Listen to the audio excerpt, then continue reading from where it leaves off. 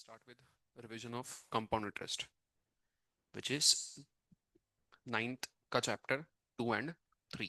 तो basically compound interest उन्होंने chapter में दो पार्ट्स में बांटा है।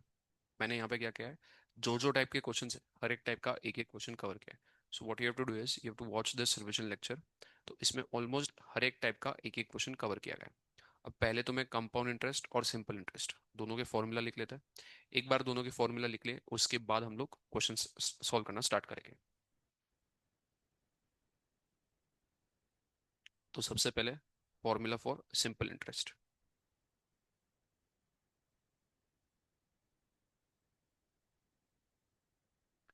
अब सिंपल इंटरेस्ट में अगर हमें इंटरेस्ट कैलकुलेट करना है तो एकदम बेसिक फॉर्मूला है, principal into rate into time upon 100।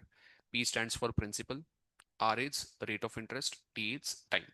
अब यहाँ पे इंपॉर्टेंट क्या है, ये जो रेट ऑफ इंटरेस्ट है ये हमेशा परसेंटेज के टर्म्स में होना चाहिए और ये हमेशा पर एनम होना चाहिए। रेट ऑफ इंटरेस्ट परसेंटेज में दिया होगा और वो कैसे दिया होगा, पर एनम। बात करते हैं टाइम की। जो टाइम टी है that should always be in years. Time हमेशा ईयर्स में होना चाहिए। अगर टाइम मंथ्स में दिया है तो उसको ईयर्स में कन्वर्ट करना पड़ेगा। फॉर एग्जांपल अगर मान लो टाइम दिया है 3 मंथ्स, बट हम लोग को टाइम किस में चाहिए, ईयर्स में चाहिए। तो हम लोग टाइम को पहले ईयर्स में कन्वर्ट करेंगे। तो 3 मंथ्स को अगर ईयर्स में कन्वर्ट करना है तो हम लोग टी की जगह पे क्या लिखेंगे, 3/12। मंथ्स को अगर ईयर्स में कन्वर्ट करना है तो डिवाइड बाय 12 करना पड़ेगा। तो this will be 3/12 years. And P is your principal. अब प्रिंसिपल का मतलब होता है जो भी पैसा तुम कहीं पे इन्वेस्ट कर रहे हो या कहीं से बोरो कर रहे हो, मतलब इनिशियल अमाउंट, स्टार्टिंग अमाउंट जो होता है वो प्रिंसिपल होता है। बराबर। मतलब मान लो फॉर एग्जांपल किसी ने 5,000 रुपीज बैंक में इन्वेस्ट किए एट 10% पर एनम। 5,000 रुपीज बैंक में इन्वेस्ट किया 10% पर एनम फॉर 2 ईयर्स। अब अगर इसमें मैं सिंपल इंटरेस्ट कैलकुलेट करने जाऊं, मेरा प्रिंसिपल कितना है, 5,000 इंटू रेट ऑफ इंटरेस्ट क्या है, 10%, इंटू टाइम क्या है, 2 ईयर्स, डिवाइडेड बाय 100। जीरो से जीरो कैंसिल, जीरो से जीरो कैंसिल, 50 इंटू 10 500, 500 इंटू 2 1000। तो यहाँ पे सिंपल इंटरेस्ट कितना आएगा, 1,000 रुपीज। अब ये जो सिंपल इंटरेस्ट है 1,000 रुपीज, ये कितने साल का है, 2 साल का है।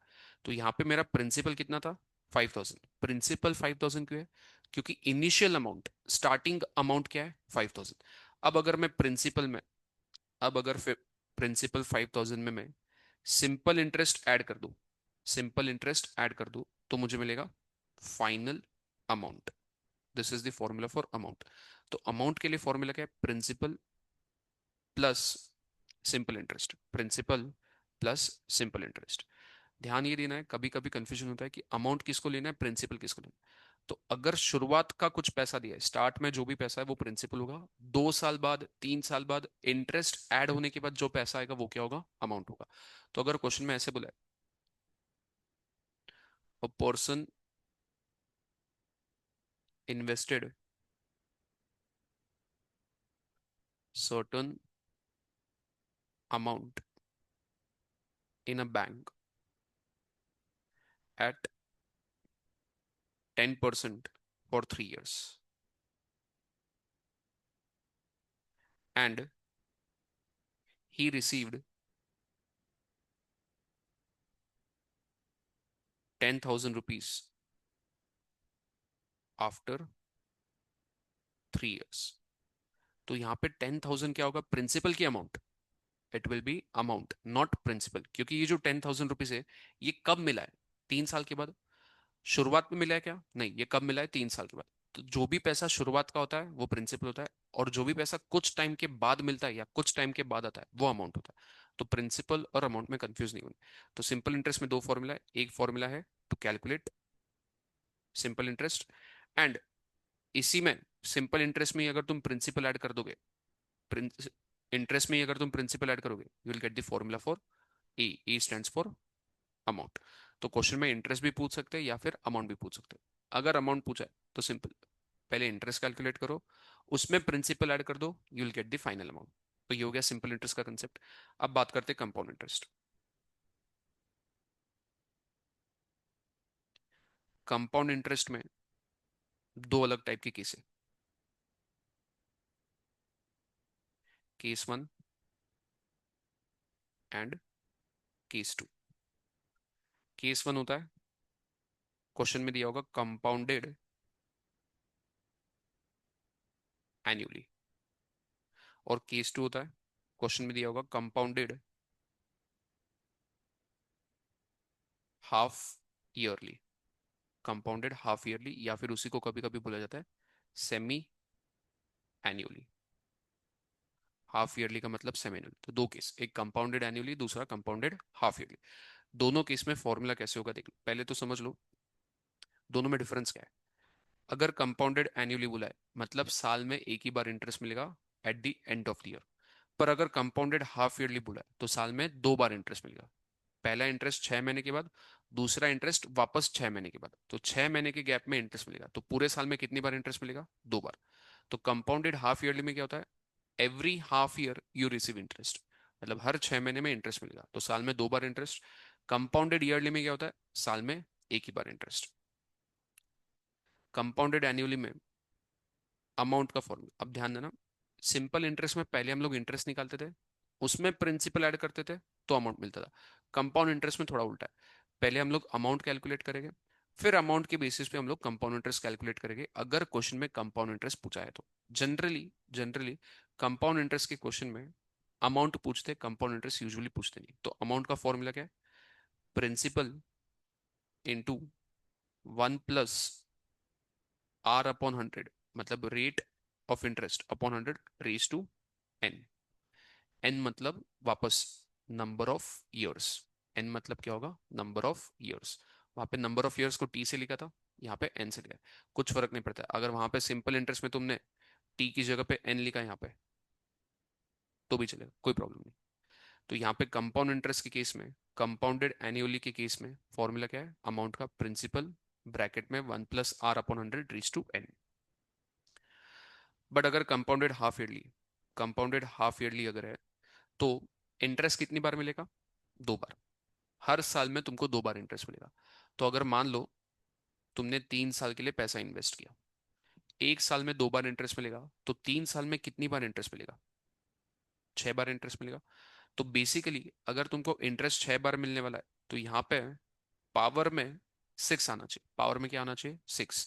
तो इसलिए जब भी हम लोग कंपाउंडेड सेमी एनुअली का या फिर हाफ ईयरली का क्वेश्चन करेंगे तो फॉर्मूला कैसे होगा, पी ब्रैकेट में 1 प्लस आर अपॉन 100 की जगह पे 200 लेना है।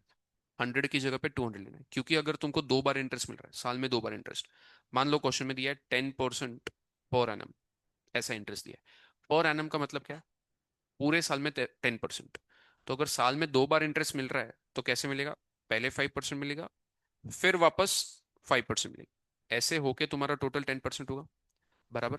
तो यहाँ पे रेट 10% ना लेते हुए हमको 5% लेना पड़ेगा, क्योंकि हमको हर 6 महीने में 5% का इंटरेस्ट मिलेगा। तो इसलिए हम लोग यहाँ पे आर की जगह पे, सॉरी 100 की जगह पे क्या लिखेंगे, 200, क्योंकि मुझे क्या करना है, रेट को डिवाइड बाय 2 करना है। अगर मैं यहाँ पे डिवाइड बाय 2 कर दूंगा, जैसे पहले आर अपॉन 100 लिखा था, उसको अगर मैं डिवाइड बाय 2 कर दूं तो ये 200 हो जाएगा। तो हम लोग डायरेक्टली आर की जगह पे, 100 की जगह पे क्या लिखेंगे, 200। एंड दूसरा चेंज होगा, ऊपर पावर में एन की जगह पे आएगा 2n। पावर में एन की जगह पे क्या आएगा, 2n। मतलब क्वेश्चन में अगर 3 इयर्स दिया है तो यहाँ पे पावर में 2 × 3 6 आना चाहिए। किसके केस में, अगर कंपाउंडेड हाफ ईयरली। तो हमें दो फॉर्मूले याद रखने हैं, एक कंपाउंडेड एनुअली का, दूसरा कंपाउंडेड हाफ ईयरली का। कंपाउंडेड एनुअली को कभी कभी कंपाउंडेड ईयरली भी बोला जाता है। तो कंपाउंडेड ईयरली बोलो या कंपाउंडेड एनुअली बोलो, दोनों सेम ही। क्लियर है। एक बार तुमने अगर अमाउंट निकाल दिया, once you have found the amount, simple sir compound interest निकालना फिर बहुत सिंपल है। तो अगर मुझे कंपाउंड इंटरेस्ट कैलकुलेट करना है तो जो भी तुमने अमाउंट निकाला है उसमें से प्रिंसिपल माइनस कर दो। उसमें से प्रिंसिपल क्या करना है, माइनस। सिंपल इंटरेस्ट में हम लोग क्या करते थे, प्रिंसिपल में इंटरेस्ट ऐड करोगे तो अमाउंट होगा, बराबर। प्रिंसिपल में अगर इंटरेस्ट ऐड करोगे तो अमाउंट मिलेगा। ये हमारा लॉजिक था।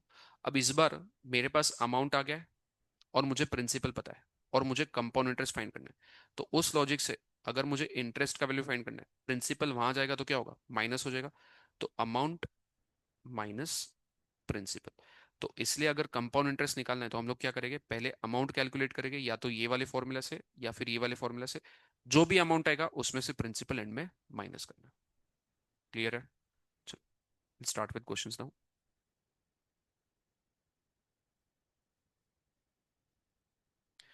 Question number 1। अब ये तुम्हारे टेक्स्ट बुक के क्वेश्चंस है, मैंने टेक्स्ट बुक के ही क्वेश्चंस लिए और उनमें ही हमने सॉर्ट किया है कि कौन से टाइप के स्पेसिफिक मैंने क्वेश्चन लिए ताकि पूरा चैप्टर रिवाइज हो जाए। फर्स्ट क्वेश्चन में क्या बोला है, find the amount and the compound interest. दोनों बोला है, अमाउंट भी बोला है, कंपाउंड इंटरेस्ट बोला है। अब जैसे ही वर्ड कंपाउंड इंटरेस्ट आ गया तो फॉर्मूला कंपाउंड इंटरेस्ट का लगाना, सिंपल इंटरेस्ट का फॉर्मूला मत लगाना। On rupees 12,000, on 12,000 in 3 years at 5% interest being compounded annually. सबसे पहले अमाउंट हमको निकालना है, मतलब ये जो 12,000 दिया है ये डेफिनेटली प्रिंसिपल है, तो दिस 12,000 इज प्रिंसिपल। एन कितना है, 3 years, टाइम पीरियड 3 years है, मतलब एन का वैल्यू 3 years। आर का वैल्यू कितना है, 5%, तो रेट कितना है 5%। कंपाउंडिंग कैसा है, एनुअली। तो पहले हम लोग अमाउंट का फॉर्मूला लगाएंगे। एक बार अमाउंट आ गया उसमें से प्रिंसिपल माइनस करेंगे तो कंपाउंड इंटरेस्ट आ जाएगा।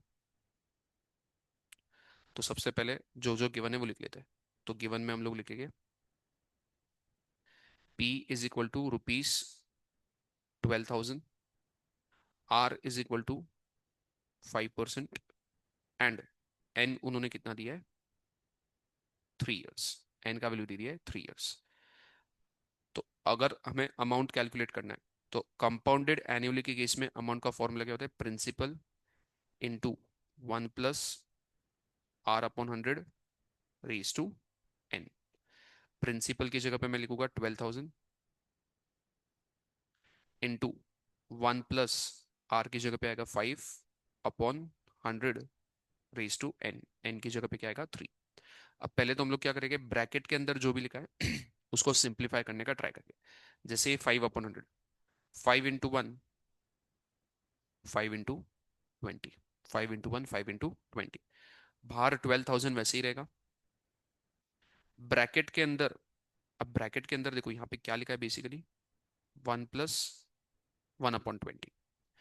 इसमें हम लोग क्रॉस मल्टीप्लाई करेंगे, 1 + 1/20। अगर क्रॉस मल्टीप्लाई करोगे या फिर जो हम लोग करते हैं एलसीएम, एलसीएम बोलो या क्रॉस मल्टीप्लाई सेम ही होगा। 1 × 20 ये 20 हो जाएगा, प्लस 1 × 1 ये 1 हो जाएगा, डिवाइडेड बाय 1 × 20 ये 20 हो जाएगा। तो ब्रैकेट में क्या आएगा, 21/20। तो हम लोग अभी ब्रैकेट में डायरेक्टली क्या लिखेंगे, 21/20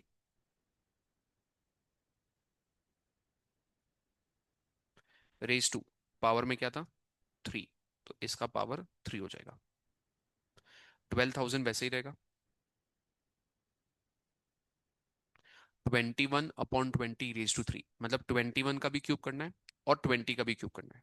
तो 21 का क्यूब मतलब 21 × 21 × 21 डिवाइडेड बाय 20 का क्यूब मतलब 20 × 20 × 20। अब इसमें जो जो सिंप्लीफाई हो सकता है वो सिंप्लीफाई कर लेते हैं। यहाँ के 3 जीरो कैंसिल आउट हो जाएंगे और यहाँ के 3 जीरो कैंसिल आउट हो जाएंगे। 2 × 1 2 × 6, 2 × 1 2 × 3। तो अब हमारे पास क्या बचा, ऊपर बचा 3 × 21 × 21 × 21 होल डिवाइडेड बाय, नीचे एक ही नंबर बचा है, नीचे क्या बचा भी, सिर्फ एक सिंगल 2 बच गया। तो इसको अगर हम लोग कैलकुलेट करेंगे तो will get the value of amount. तो सबसे पहले 21 × 21 अगर करोगे, 21 का स्क्वायर कितना होता है, 441। फिर इसको वापस 21 से मल्टीप्लाई करना है तो मल्टीप्लाई बाय 21 करेंगे। तो 21 × 1 21, 2 कैरी, 21 × 4 84, 84 + 2 86, 8 कैरी फॉरवर्ड, 21 × 4 वापस 84, 84 + 8 92। तो 21 × 21 × 21 किया तो कितना आया, 9261। अब इसको किससे मल्टीप्लाई करना है, 3 से। तो अब इसको मल्टीप्लाई बाय 3 करेंगे हम लोग। 3 × 1 3, 3 × 6 18, 1 कैरी, थ्री टू ज़ा six, six plus one seven, three nine ज़ा 27। तो 9261 को अगर तुम थ्री से मल्टीप्लाई करो तो कितना आ रहा है? 977, सॉरी 27783। अब इसको किससे डिवाइड करना है? टू से। तो यहाँ पे हम लोग लिख लेंगे 27783 upon two, which is equal to, अब 27783 को टू से डिवाइड करोगे तो कितना आएगा? 1389 1.5 रुपीज। 27783 को डिवाइड करना है टू से, तो टू इंटू वन टू, फिर ये सेवन नीचे आएगा, फिर two into three six, one बचेगा, फिर ये सेवन नीचे आएगा 17 होगा, टू इंटू एट 16, वन बचा, एट नीचे आएगा, फिर टू इंटू नाइन 18, थ्री बच गया, थ्री नीचे आएगा, फिर two into one two, reminder बचा वन। अब यहाँ पे तो कोई डिजिट है नहीं, तो यहाँ पे डेसिमल लगेगा, यहाँ पे जीरो लगेगा, फिर टू इंटू फाइव करोगे तो 10 आ जाएगा, तो आंसर विल बी 13891.5 रुपीज। ये किसका वैल्यू आया?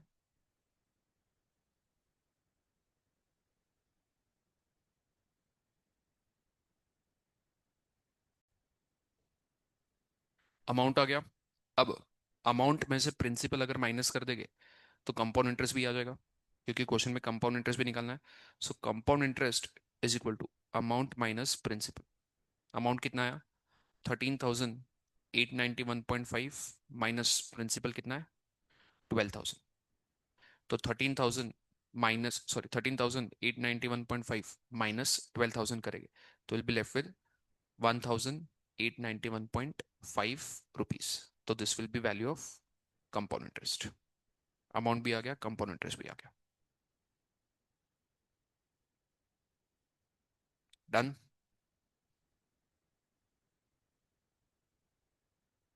चलो क्वेश्चन नंबर टू।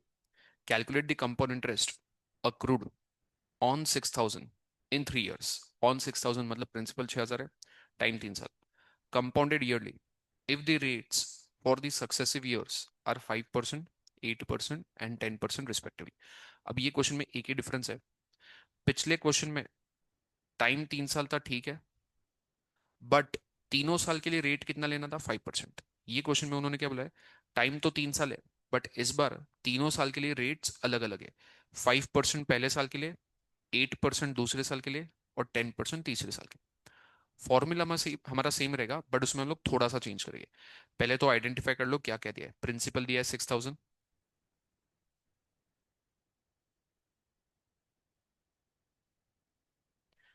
टाइम दिया है 3 years, और रेट उन्होंने क्या बोला है? पहले के लिए 5%, दूसरे साल के लिए 8%, और तीसरे साल के लिए 10%। बराबर। अब जब भी तीन अलग अलग रेट्स दिए होंगे, मतलब हर साल के लिए अलग अलग रेट दिया है, तो देखो हम लोग कैलकुलेशन कैसे करेंगे। हमारा अमाउंट का फॉर्मूला क्या होता है? Principal into one plus R upon 100 raise to N, ये हमारा फॉर्मूला होता है। अब ध्यान से सुनना, पहले साल के लिए रेट कितना है?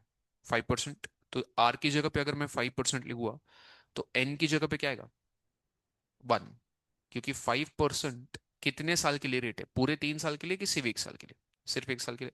तो यहाँ पे क्या होगा? तीन अलग अलग ब्रैकेट बनेंगे। एक ब्रैकेट बनेगा 5% का, उसके लिए भी पावर में बनाएगा। फिर ब्रैकेट बनेगा 8% का, उसके लिए भी पावर में बनाएगा, क्योंकि 8% भी 1 साल के लिए। फिर एक ब्रैकेट बनेगा 10% का, उसके लिए भी पावर में क्या आएगा? 1, क्योंकि 1 साल के लिए 5%, फिर अगले 1 साल के लिए वापस 8%, फिर अगले 1 साल के लिए वापस 10%।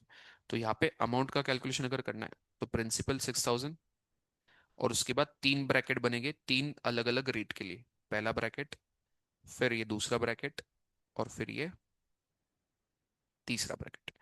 तीन अलग अलग रेट है, तीन अलग अलग साल के लिए, इसलिए तीन अलग अलग ब्रैकेट। सबका पावर 1 होगा, क्योंकि 5% भी 1 साल के लिए है, 8% भी 1 साल के लिए है, 10% भी 1 साल के लिए। तो यहाँ पे क्या आएगा? 1+5/100 पहले साल के लिए 5%, फिर 1+8/100 दूसरे साल के लिए 8%, और फिर तीसरे साल के लिए 1+10/100 तीसरे साल के लिए 10%। तीन अलग अलग ब्रैकेट्स।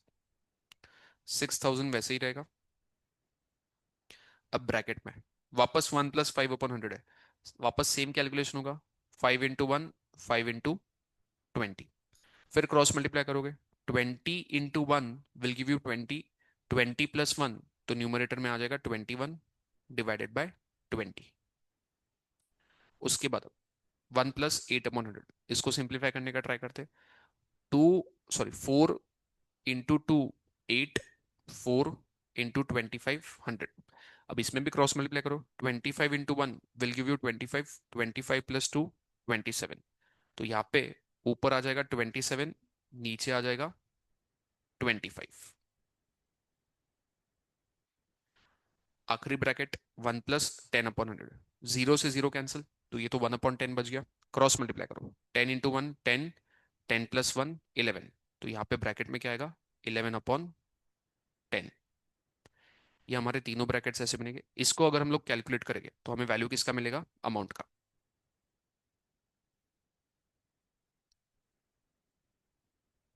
अब इसका सिंप्लीफिकेशन ट्राई करते हैं। सबसे पहले यहाँ से एक जीरो, यहाँ से एक जीरो कैंसिल, यहाँ से एक जीरो, यहाँ से एक जीरो कैंसिल आउट। 2 × 1, ये 60 बच गया, तो 2 × 1 2 × 30। 5 × 5 5 × 6। तो ऊपर हमारे पास क्या क्या बचा? 6 multiplied by 21 multiplied by 27 multiplied by 11। और नीचे क्या बच गया? 5। तो होल डिवाइडेड बाय 5। अब सबसे पहले सारे न्यूमरेटर्स को मल्टीप्लाई करना पड़ेगा। जो भी आंसर आएगा उसको डिवाइड बाय 5 करेंगे। तो सबसे पहले 27 × 11 कर लेते हैं।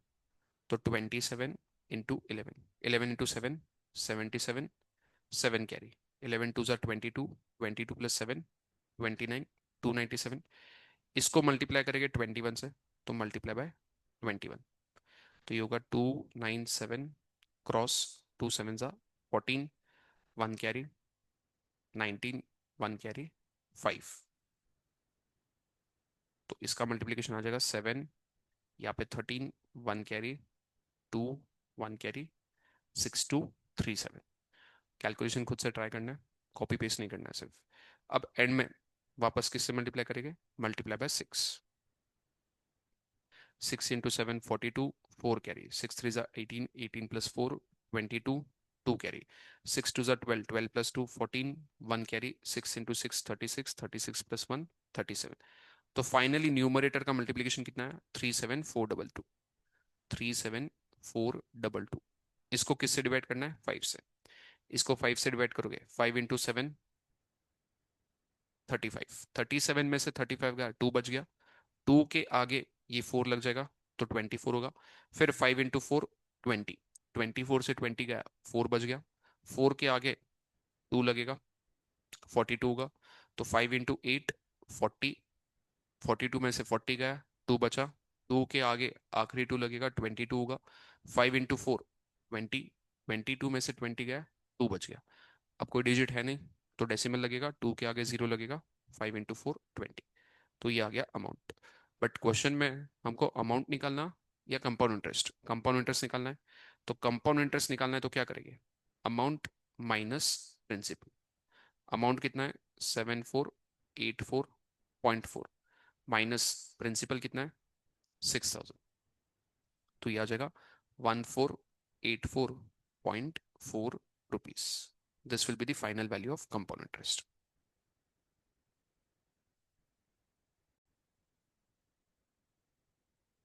चलो डन। नेक्स्ट क्वेश्चन पे आ जाते हैं। Question number 3। What sum of money will amount to 5445 in 2 years? Amount to 5445 in 2 years, मतलब 2 साल बाद कितना होना चाहिए? 5445। तो ये अगर 2 साल बाद चाहिए, मतलब ये तो अमाउंट हो गया। मतलब हमें क्या निकालना है? Principal. What sum of money will amount to 5445, मतलब अमाउंट हो गया 5445। प्रिंसिपल हमको निकालना है। टाइम दे दिया 2 years एट 10% पर एनम कंपाउंड इंटरेस्ट। अब यहाँ पे कुछ भी बोला नहीं कि कंपाउंडेड ईयरली कि कंपाउंडेड हाफ ईयरली। अगर कुछ भी नहीं बोला है, हमेशा अज्यूम करना है compounded annually, that means compounded yearly. तो पहले गिवन वाला पार्ट लिख लेते हैं। इस बार प्रिंसिपल ने दिया है, अमाउंट दिया है 5445, एन का वैल्यू दिया है 2 years, और उन्होंने रेट ऑफ इंटरेस्ट बोला है 10% पर एनम कंपाउंड इंटरेस्ट। तो अमाउंट का फॉर्मूला अप्लाई करेंगे। Amount is equal to principal 1 + R/100 raise to N. Question में अमाउंट दे दिया है, रेट दे दिया है और एन दे दिया है, सिर्फ एक ही चीज मिसिंग है विच इज प्रिंसिपल। तो ये पूरे इक्वेशन को सॉल्व करके तो प्रिंसिपल आ जाएगा। तो अमाउंट की जगह पे हम लोग क्या लिखेंगे, 5445। प्रिंसिपल वैसे ही रहेगा, 1 + रेट की जगह पे क्या आएगा, 10/100 रेज टू एन की जगह पे 5445 वैसे ही रहेगा, पी वैसे ही रहेगा, जीरो से जीरो कैंसिल, वापस क्रॉस मल्टीप्लाई करोगे, 10 × 1 10, 10 + 1 11/10 रेज टू 2। तो this will be 5445 equal to P, 11 का स्क्वायर मतलब 11 × 11 डिवाइडेड बाय 10 का स्क्वायर मतलब 10 × 10।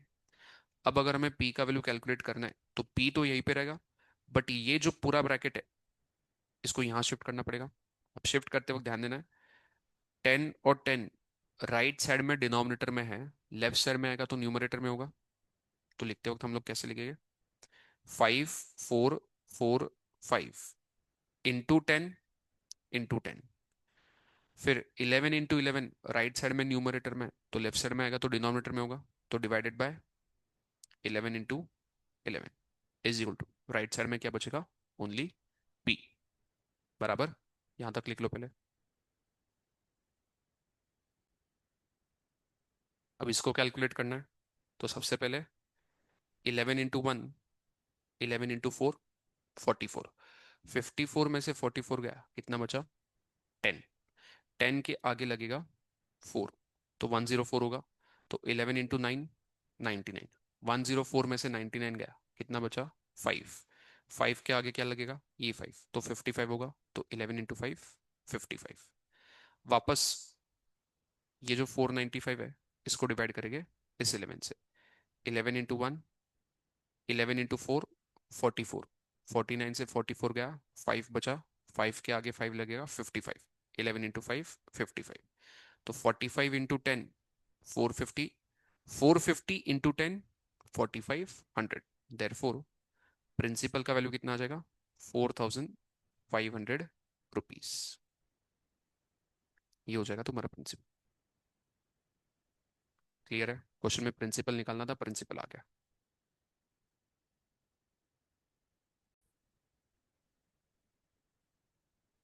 चलो question number 4, eight what rate percent per annum, मतलब इस बार रेट परसेंट उन्होंने पूछा है, आर का वैल्यू हमको निकालना है, विल 6000 रुपीज अमाउंट टू 6615 इन 2 years। 6000 प्रिंसिपल है, अमाउंट टू मतलब 6615 अमाउंट है, और टाइम कितना है, 2 साल, when interest is compounded annually. तो पहले जो जो गिवन है वो लिख लेते हैं।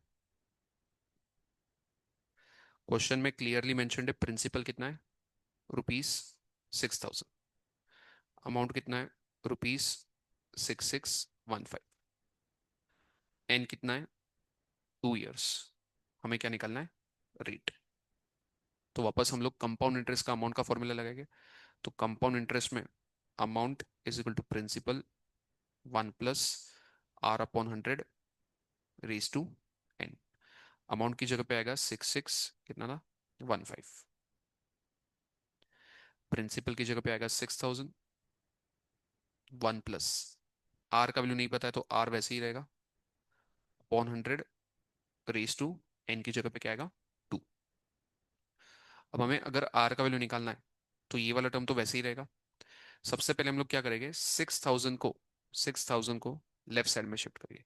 6000 राइट साइड में मल्टीप्लाई हो रहा था तो लेफ्ट साइड में आके डिवाइड हो जाएगा। तो ये क्या बनेगा, 6615 divided by 6000 equal to 1 + R/100 raise to 2। बराबर। अब लेफ्ट साइड में जो लिखा है 6615 अपॉन 6000, उसको हम लोग क्या करेंगे, जितना हो सकता है उतना सिंप्लीफाई करने का ट्राई करेंगे। तो 6615 और 6000 दोनों ही 5 से डिविजिबल है। तो एक काम करो, रफ में 6615 डिवाइडेड बाय 6000 ट्राई करते हैं, मतलब दोनों को हम लोग 5 से डिवाइड करेंगे। तो अगर इसको 5 से डिवाइड करोगे ये हो जाएगा 5 into one, one carry 16, 5 into three 15, one carry 2, और फिर 3 आएगा, बराबर। फिर यहाँ पे 5 से डिवाइड करोगे तो ये होगा 1200। अब दोनों किससे डिविजिबल है, 3 से, तो दोनों को 3 से डिवाइड कर देते। 3 इंटू फोर 12, वन कैरी, तो ये होगा 441, और नीचे आएगा 400। अब 441 और 400, इससे ज्यादा सिंप्लीफाई नहीं हो सकता, क्योंकि ऐसा कोई नंबर है नहीं जो 441 और 400 दोनों को डिवाइड करता होगा। तो लेफ्ट साइड में हम लोग 6615 अपॉन 6000 की जगह पे क्या लिखेंगे, 441 upon 400 equal to 1 plus R upon 100 raise to 2, बराबर। अब हमारे पास यहाँ पे इसको सॉल्व करने का एक ही सिंपल तरीका है, सुनो। राइट साइड में उन्होंने एक ब्रैकेट है और उसका स्क्वायर है, तो हम लोग क्या करेंगे, लेफ्ट साइड को भी ऐसे ही कन्वर्ट करेंगे कि कुछ तो ब्रैकेट होना चाहिए और उसका स्क्वायर होना चाहिए। 441 ये जो है ये 21 का स्क्वायर है, और 400 जो है ये 20 का स्क्वायर है, बराबर। तो लेफ्ट साइड में जो लिखा है उसको हम लोग 21 अपॉन 20 का होल स्क्वायर लिख सकते हैं, क्योंकि 21 का स्क्वायर 441 मैच हो जाएगा, 20 का स्क्वायर 400 मैच हो जाएगा। हमने ऐसा क्यों किया, क्योंकि राइट साइड में स्क्वायर का टर्म है, इसलिए हम लोग लेफ्ट साइड को भी स्क्वायर में कन्वर्ट करेंगे। तो जब भी रेट निकालना होगा, ये वाला स्टेप आने के बाद तुमको ये प्रोसेस करना ही पड़ेगा, कि राइट साइड में अगर स्क्वायर का टर्म है तो लेफ्ट साइड को भी स्क्वायर में कन्वर्ट करने का ट्राई करना है। Equal to 1 plus R upon 100 raise to 2। अब लेफ्ट साइड में भी पावर 2 है, राइट साइड का भी पावर 2 है, तो हम लोग दोनों पावर को इग्नोर कर सकते हैं, मतलब ऐसे समझो दोनों पावर कैंसिल आउट हो गया। लेफ्ट साइड का पावर 2, राइट साइड का पावर 2 कैंसिल आउट हो गया। तो हमारे पास अगर ये वाला 2 और ये वाला 2 कैंसिल हो गया, पावर का 2, तो हमारे पास लेफ्ट साइड में क्या बचा, 21 upon 20 equal to 1 plus R upon 100, बराबर। अब अगर आर का वैल्यू निकालना है तो सबसे पहले ये 1 अगर यहाँ आएगा, राइट साइड में वो ऐड हो रहा है तो लेफ्ट साइड में आके सब्ट्रैक्ट हो जाएगा। तो 21 upon 20 minus 1 equal to R upon 100, ऐसा इक्वेशन बनेगा। अब लेफ्ट साइड में हम लोग क्या करेंगे, cross multiply. 21 into 1 21, minus 20 into 1 20, divided by नीचे क्या आएगा, इन दोनों का मल्टीप्लीकेशन, नीचे के जो दोनों दो डिनोमिनेटर्स होते हैं वो मल्टीप्लाई हो गए, तो 20 into 1 20 equal to R upon 100। So 21 minus 20 ये तो 1 हो जाएगा, तो हमारे पास लेफ्ट साइड में क्या बचेगा, 1 upon 20 equal to R upon 100। अब आर फाइनली यहाँ आएगा तो क्या होगा, मल्टीप्लाई। राइट साइड में आर, सॉरी आर नहीं 100, राइट साइड में 100 अगर डिवाइड हो रहा है तो वो लेफ्ट साइड में आके मल्टीप्लाई हो जाएगा। तो ये क्या होगा, 1 into 100 upon 20 equal to R. 20 into 1 20 into 5, तो 1 इंटू 5, तो आर का वैल्यू कितना आ गया, 5% पर एनम। मतलब हमारा रेट ऑफ इंटरेस्ट कितना है, 5% पर एनम। क्लियर है, सिंपल, कोई डाउट नहीं।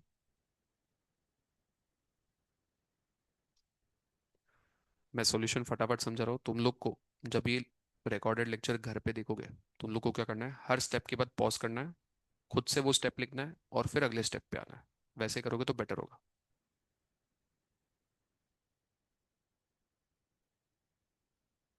Question number 5, on a certain sum the compound interest in 2 years amounts to 4240। अब यहाँ पे बहुत लोग कंफ्यूज होते हैं, क्वेश्चन को ठीक से पढ़ो। ऑन अ सर्टेन सम मतलब हमको ओरिजिनल सम नहीं पता है, सर्टेन मतलब कुछ तो होगा पता नहीं, मतलब प्रिंसिपल इज अननोन, प्रिंसिपल नहीं पता है। The compound interest in 2 years amounts to 4240। अब यहाँ पे बच्चे क्या करते हैं, अमाउंट्स टू 4240 लिखा मतलब अमाउंट का वैल्यू ले लेंगे 4240, नहीं, अमाउंट्स टू के पहले क्या लिखा है, कंपाउंड इंटरेस्ट अमाउंट्स टू 4240, मतलब कंपाउंड इंटरेस्ट का वैल्यू 4240 है, ना कि अमाउंट का वैल्यू। कंपाउंड इंटरेस्ट का वैल्यू 4240 है, अमाउंट 4240 नहीं। तो यहाँ पे ये गलती मत करना, अमाउंट्स टू लिखा है तो डायरेक्टली अमाउंट लेना है, बट अमाउंट्स टू के पहले क्या लिखा है, compound interest. That means compound interest का वैल्यू 4240 है। फिर आगे क्या बोले, if the rate of interest for successive years are 10% and 15% respectively, find the sum. तो हमको क्या निकालना है, प्रिंसिपल, बराबर। अब जो ये फर्स्ट ऐसा टाइप का क्वेश्चन है जहां पे उन्होंने अमाउंट भी नहीं दिया है, प्रिंसिपल भी नहीं दिया है, बट कंपाउंड इंटरेस्ट दिया है, और कंपाउंड इंटरेस्ट से हमको क्या निकालना है, प्रिंसिपल निकालना है। सबसे पहले तो कंपाउंड इंटरेस्ट का हमारा फॉर्मूला क्या होता है वो लिख लेते हैं।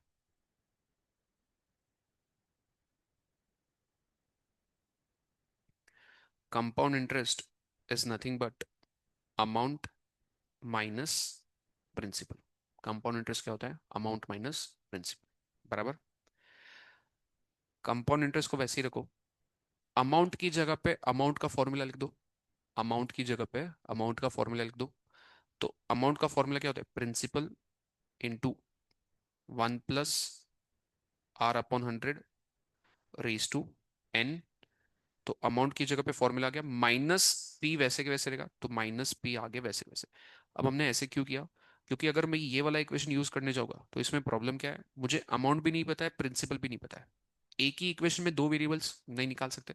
तो अमाउंट की जगह पे अमाउंट का फॉर्मूला लिख दिया। अब जैसे ही हमने अमाउंट की जगह पे अमाउंट का फॉर्मूला लिख दिया, अब ये वाले पूरे इक्वेशन में, ये जो पूरा इक्वेशन है, इसमें हमको किसका किसका वैल्यू पता है, कंपाउंड इंटरेस्ट पता है, रेट पता है, और एन भी पता है। सिर्फ पी का वैल्यू नहीं पता है, मतलब एक ही वेरिएबल है इसमें। तो इसको अगर सॉल्व करोगे तो पी मिल जाएगा, और क्वेश्चन में हमको प्रिंसिपल ही ढूंढना था, बराबर। अब क्वेश्चन में उन्होंने कंपाउंड इंटरेस्ट कितना लेने बोला है, 4240, एन कितना है, 2 ईयर्स। अब वापस देखो, दो अलग अलग रेट दिए, दो अलग अलग रेट दिए, एक है 10%, दूसरा है 15%। तो दोनों साल का रेट अलग अलग है, तो कितने ब्रैकेट्स बनेंगे, दो अलग अलग ब्रैकेट्स बनेंगे, एक 10% का ब्रैकेट, दूसरा 15% का ब्रैकेट। सबसे पहले कंपाउंड इंटरेस्ट की जगह पे हम लोग क्या लिखेंगे, 4240 इक्वल टू पी नहीं पता, ब्रैकेट कितने बनाऊंगा मैं, दो अलग अलग ब्रैकेट्स, एक होगा 10% के लिए और एक होगा 15% के लिए। फिर आगे जो माइनस पी लिखा है उसको लिखना भूलना मत, वो माइनस पी वैसे के वैसे लिखा। लेफ्ट साइड में 4240 वैसे ही रखो, राइट साइड में पी वैसे ही रहेगा। पहला ब्रैकेट 1 + 10/100, जीरो से जीरो कैंसिल, अब ये बहुत बार कैलकुलेट कर चुके। 10 × 1 10, 10 + 1 11/10, 1 + 15/100। अब ये वाले ब्रैकेट को हम लोग सिंप्लीफाई करने का ट्राई करते हैं, तो इसमें सबसे पहले 5 × 3, 5 × 20 ऐसे हो सकता है। फिर क्रॉस मल्टीप्लाई करो, 20 × 1 20, 20 + 3 23। तो सेकेंड ब्रैकेट में आएगा 23/20, ऊपर आएगा 23, नीचे आएगा 20, आगे माइनस भी वैसा का वैसा कैरी फॉरवर्ड। 4240 वैसे ही रखो, 11 × 23, 11 × 23 करते तो 23 × 11, 11 ही था ना। 11 3 = 33, 3 कैरी, 11 2 = 22 + 3 25, तो ये हो जाएगा 253। तो P इंटू 253, नीचे 10 × 20 कितना होगा, 200 माइनस पी, ऐसी इक्वेशन बनेगी हमारी, बराबर। लेफ्ट साइड में 4240 अभी भी वैसे ही रखो,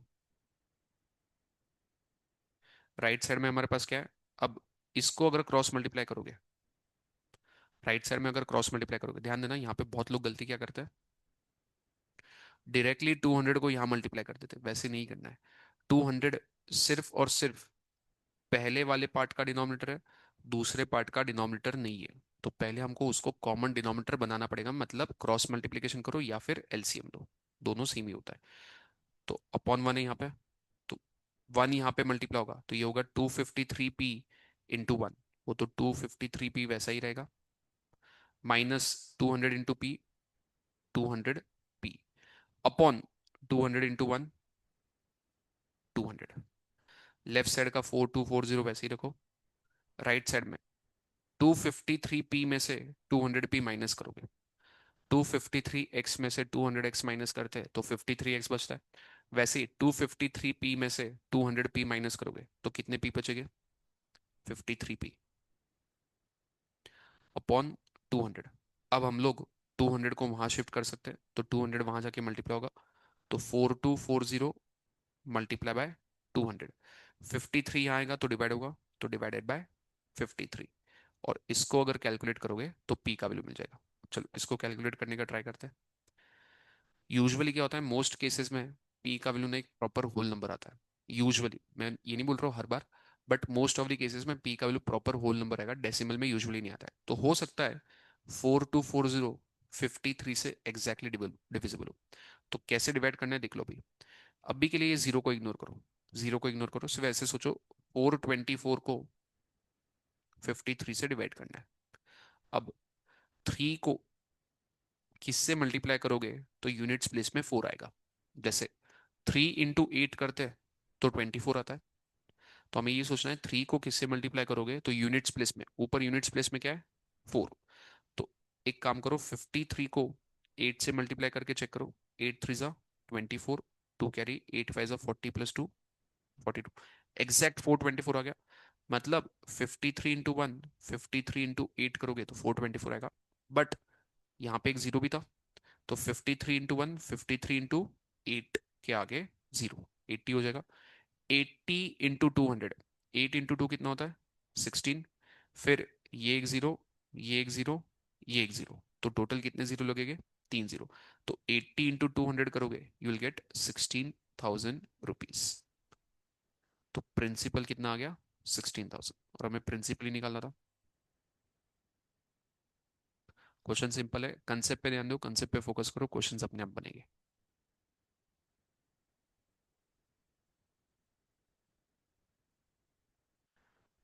चलो क्वेश्चन नंबर 6।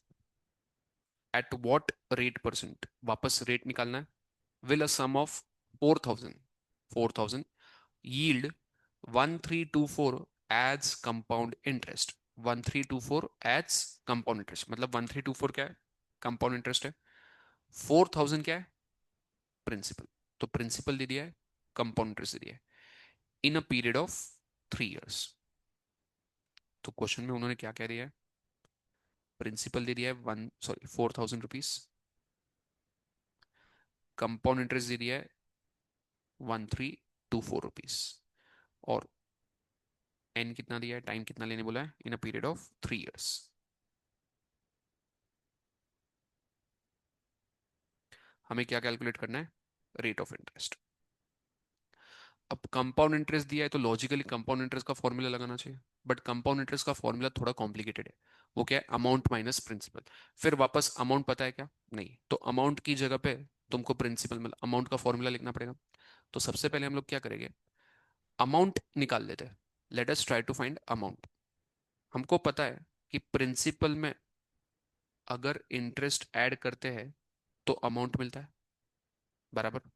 प्रिंसिपल में इंटरेस्ट ऐड करते हैं तो अमाउंट मिलता है। प्रिंसिपल कितना है? 4,000। कंपाउंड इंटरेस्ट कितना है? 1324। इन दोनों को ऐड करोगे तो क्या मिलेगा? अमाउंट। तो 4,000 प्लस 1324 विल गिव यू 5324। ये हो जाएगा तुम्हारा अमाउंट, बराबर। हम लोग ने अमाउंट क्यों निकाला, डायरेक्टली कंपाउंड इंटरेस्ट से क्यों नहीं किया हमने? क्योंकि कंपाउंड इंटरेस्ट का फॉर्मूला लगाना थोड़ा सा डिफिकल्ट हो जाता है, वो अमाउंट माइनस प्रिंसिपल वो सब होता है। तो हमने क्या किया, पहले अमाउंट लगा दिया, अमाउंट निकाल दिया। अब हम लोग अमाउंट का फॉर्मूला अप्लाई करेंगे। अमाउंट का फॉर्मूला क्या होता है? Principal 1 + R/100 raise to n।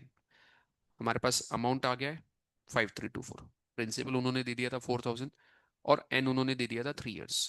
तो ये तीनों वैल्यूज पुट करोगे तो सिर्फ एक ही वैल्यू नहीं पता है, which is the value of r। तो इसको सॉल्व करोगे तो r का वैल्यू आ जाएगा।